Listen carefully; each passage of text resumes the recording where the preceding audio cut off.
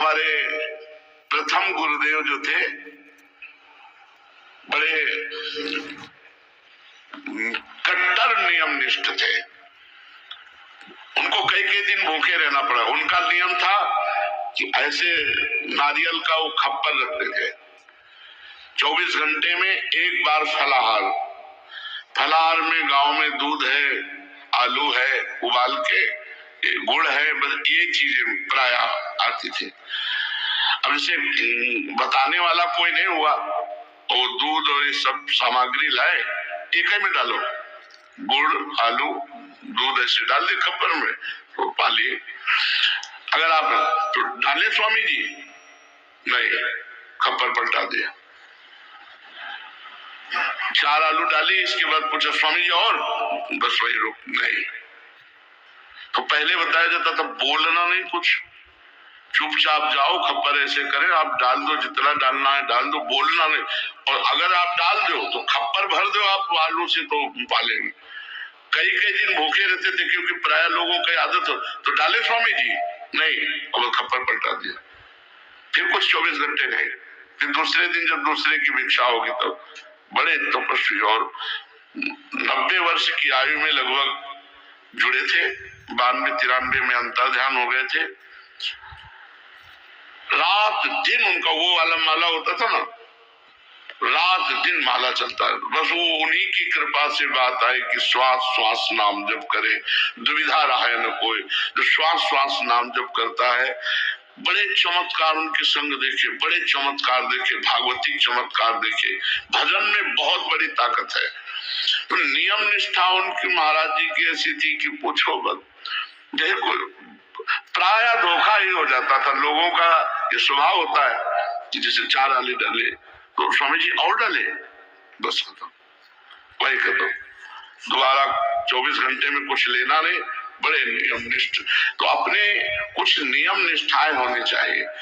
तृष्णा का अभाव, किसी भी भोगे हुए भोग को मन पेश करता है अंदर और फिर लगता है यार फिर भोगे, चाहे वो देखने का हो, सुनने का हो, चखने का हो, वो नाना प्रकार के भोग है। उसमें होना चाहिए कि आपसे पूछे कोई कि आज क्या पाओगे,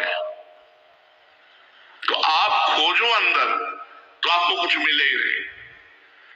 क्या बताएं हम कुछ, क्योंकि कोई तृष्णा ही नहीं है, कोई भोग की तृष्णा ही नहीं। तृष्णा मतलब भोगे हुए भोग की। तो आपसे कोई पूछे तो आपके खोजने पर अंदर ये पता ना चले क्या पर हमें तो जो प्रभु जैसा नहीं, वैसे ना ऐसे ना वैसे, कुछ मिले ही ना। मतलब बनावटी नहीं, अंदर घुस के देखा कि अंदर कोई इच्छा तो कोई इच्छा ही नहीं। भोगे हुए भोग की पुनः भोगने की इच्छा, तृष्णा, तृष्णा का सर्वथा अभाव। सर्वथा अभाव बड़ा कठिन है, देख लो भाई। तृष्णा का सर्वथा अभाव, और ये तृष्णा डाइन ही सबको खाए जा रही। उसी भोग को बार बार भोग भोग करके हमारी तृष्णा बढ़ती जाती है और पूरा जीवन नष्ट हो जाता है। अपने धर्म पालन के लिए कष्ट सहना, धर्म पालन के लिए कष्ट सहना। हम आपको सत्य कहते हैं, शरीर का अभ्यास जैसा कर लो वैसे हो जाएगा।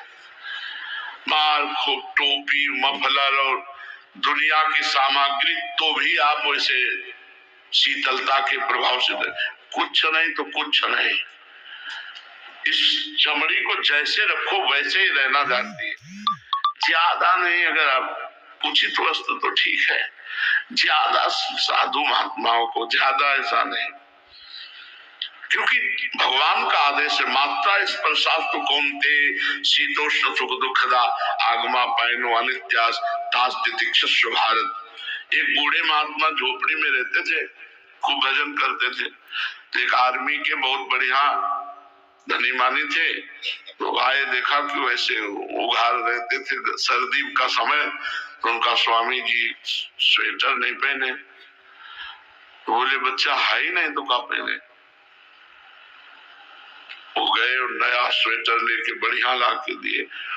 तो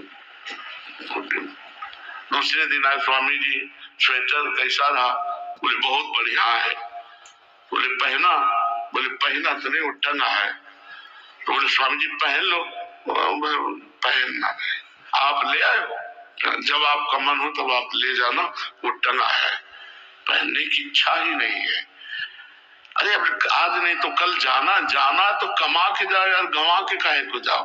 खूब नाम जप करो, थोड़ा भोजन कर लियो, हमें जाना है यहाँ से, खूब नाम जप। ये दीवारें तुम्हारे साथ नहीं जाएंगी, रुपया पैसा साथ नहीं जाएगा, ये शरीर साथ नहीं जाएगा, चाहे जितना पेट बढ़ा ले।